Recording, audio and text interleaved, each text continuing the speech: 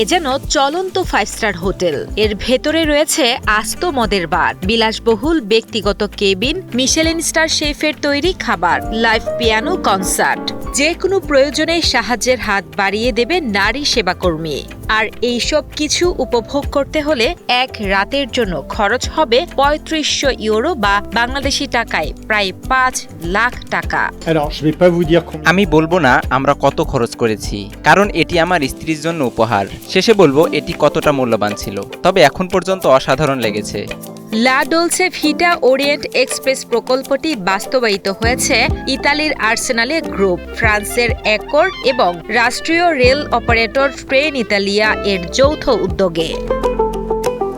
তাদের লক্ষ্য ছিল বিংশ শতাব্দীর মাঝামাঝি সেই ধীরগতি, রোমান্টিক এবং জাঁকজমকপূর্ণ রেলযাত্রার ঐতিহ্য ফিরে আনা, যা একসময় ইউরোপীয় অভিজাতের জন্য ছিল স্বপ্নের অভিজ্ঞতা। অভিজ্ঞতাটা সত্যিই অসাধারণ। আমার বন্ধুর উপহার ছিল এটা এবং সত্যিই দারুণ। কর্তৃপক্ষ জানিয়েছে টাস্কানি, সিসিলি ও ডোলোমাইটস সহ ইতালির মনোরম অঞ্চল দিয়ে চলবে এই ট্রেন।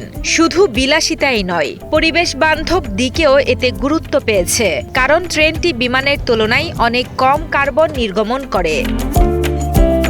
ইউরোপীয় ভ্রমণপ্রেমীদের জন্য এটি কেবল বিলাসবহুল ট্রেন নয়, বরং এক নান্দনিক অভিজ্ঞতা, যেখানে একসাথে মিশেছে পুরনো দিনের রোমান্স, আধুনিক আরাম আর নিখুঁত ইতালীয় গ্ল্যামার।